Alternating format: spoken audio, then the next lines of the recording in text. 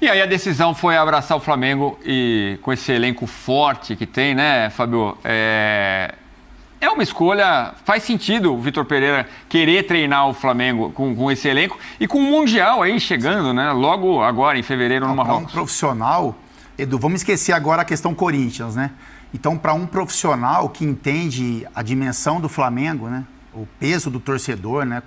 Mais de 40 milhões de torcedores, um time que é muito bem estruturado, finanças em dia, estrutura de clubes europeus, que o Flamengo realmente tem. Para um profissional é algo que tem um peso e um poder muito grande, né? É um elenco muito qualificado, jogadores, né, tecnicamente muito fortes, um time que já tem um padrão tático, né, que teve muito sucesso nas mãos do Dorival também, a partir do trabalho do Dorival, e ele fala sobre isso também, né, que ele não vai chegar mudando muita coisa, até porque o time tem uma forma, uma maneira de jogar, tem competições importantes pela frente, colocando, né, como a principal o Mundial de Clubes, onde o Flamengo tem condições, sim, pelo elenco que tem, pela força de elenco, fazer uma ótima campanha. Então, profissionalmente, é algo que realmente mexe com o profissional, a expectativa e a perspectiva de futuro para o Vitor e para o Flamengo, ela é sempre muito boa quando inicia o ano. Então, você olha para o Flamengo e o coloca sempre como um dos favoritos ao título. Se não o maior favorito, mas como um dos maiores favoritos a todas as competições que disputa. E para um profissional isso é bacana demais, né? Você sabe que entra em todas as competições para brigar, para ser campeão. Gosto de um jogo agressivo, de pressão e domínio. Você vê esse estilo do Vitor Pereira? É o jogo, o jeito que os jogadores do Flamengo também gostam de jogar. Sim. E eu acho que o elenco rico, com muitas opções, e o número de trocas hoje em dia maior, vai facilitar para ele implementar o trabalho. Acho que, do ponto de vista coletivo, o Flamengo trouxe um senhor técnico. O Flamengo traz um técnico que pode fazer o time jogar no nível melhor do que conseguiu na última temporada. O Dorival também poderia, tá? Uhum. Só que o Dorival, ali, como disse o capitão Fábio Luciano, chegou, fez o time que funcionava e que era mais aceito pelos jogadores depois de algumas rodadas. O time encaixou, goleou o Tolima, tirou o Atlético Mineiro com sobras na Copa do Brasil, foi crescendo, ganhou a Copa do Brasil, ganhou a Libertadores, com uma ideia de jogo que nem é a ideia ideal, que o próprio Vitor Pereira criticou. Vale lembrar disso. Uhum. Quando ele fala que tinha espaço pelos lados, porque o Flamengo joga com 3 jogadores no meio de campo, eu concordo com ele. Sim. Tá? Ou seja, ele diz que vai manter o time. Quando ele fala isso, manter a ideia de jogo, ele já tem a primeira decisão política, a primeira fala política que ele não teve quando ele foi técnico do Corinthians, quando ele chegou ali, absoluto num time que ele tinha que reerguer.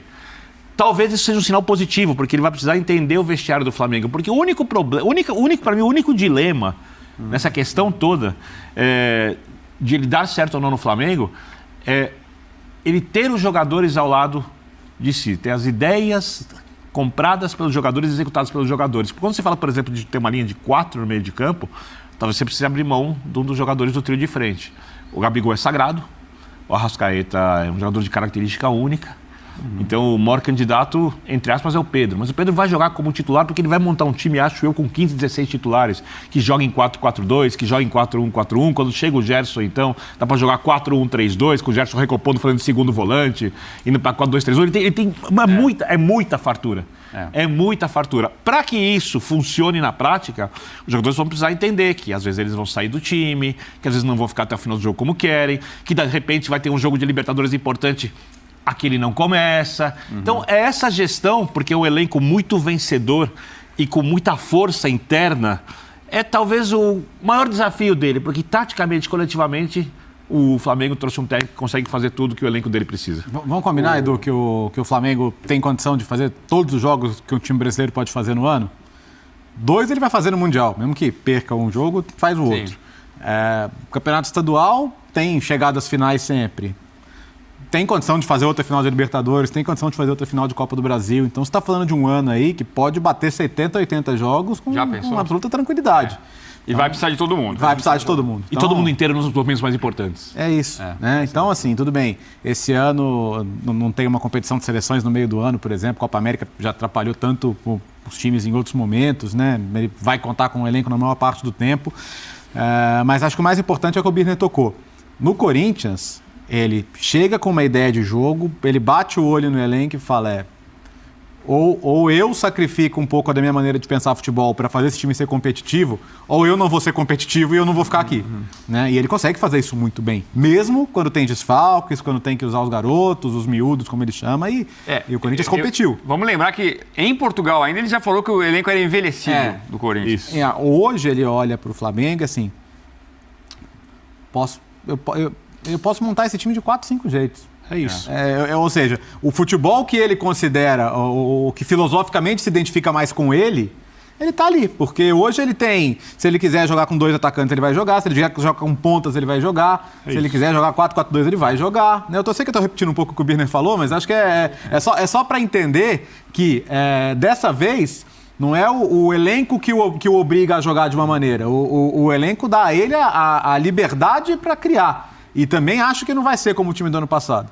É claro que, assim, eu não acho que ele vai fazer o que o Paulo Souza fez, de mudar o Vitor Ribeiro de lado e tirar os caras da posição. Em alguns momentos pode jogar no 4-3-1-2, dependendo do jogo. Pode ser que sim. Mas é um elenco que tem quase vida própria. É um elenco que tem uma maneira de jogar que, assim, quanto mais você deixa os jogadores do Flamengo confortáveis dentro das funções, né? Confortável que eu falo o quê? É onde o cara consegue executar com mais qualidade. Mas esse time entrega. Então não é para inventar muito, então, né? Eu acho que é aí que ele vai ter que ponderar e pesar muitas situações, de ideias que ele tem, de maneira de condução de grupo, porque esse não é um elenco que você fala, faz isso, fecha a boca, faz o que eu estou mandando, não vai acontecer isso. O Flamengo já deu prova, esse elenco já deu provas que é muito competente, mas que tem uma forma de pensar no dia a dia, né?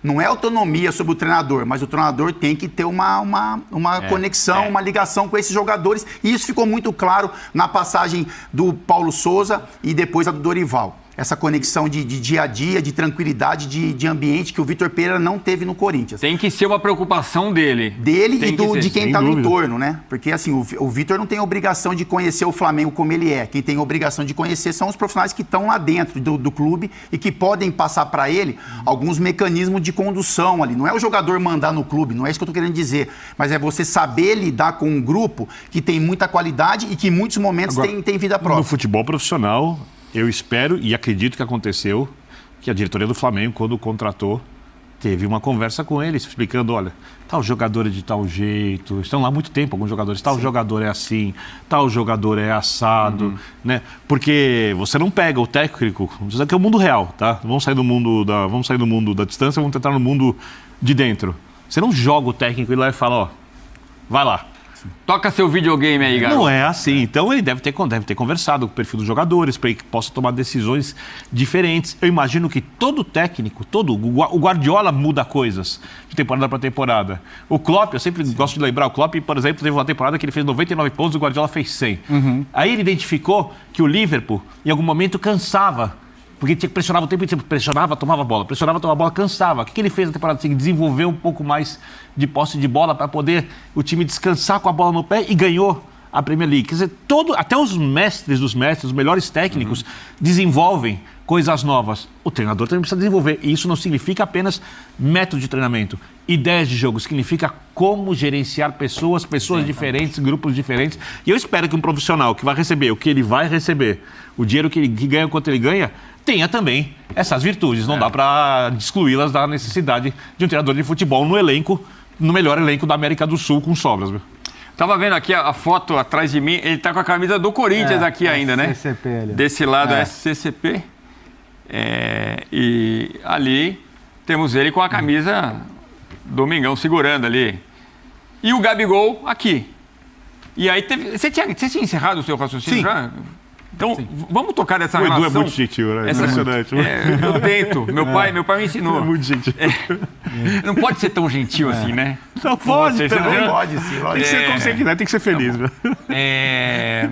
A relação com o elenco. Vamos dar uma olhada, ele encontrando o Gabigol, Léo? Vamos lá. Põe na tela aí pra gente ver.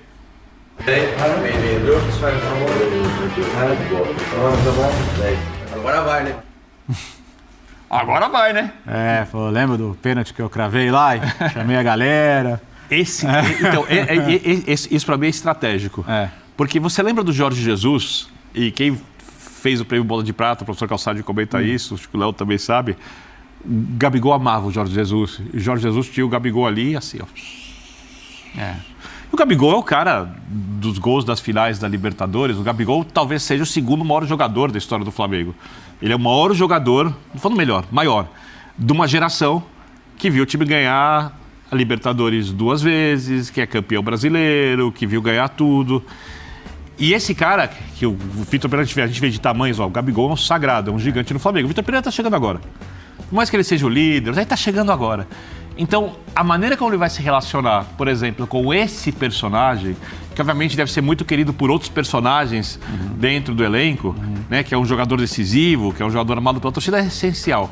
Então, assim, é importante que ele tente entender o jogador, sua perspectiva do jogador. Até se ele for contrariar o jogador, que ele converse com o jogador, ouça. E aí a decisão foi abraçar o Flamengo. Ele vai ter que dar muito mais explicações para os jogadores do Flamengo do que ele deu né, Fábio? no Corinthians.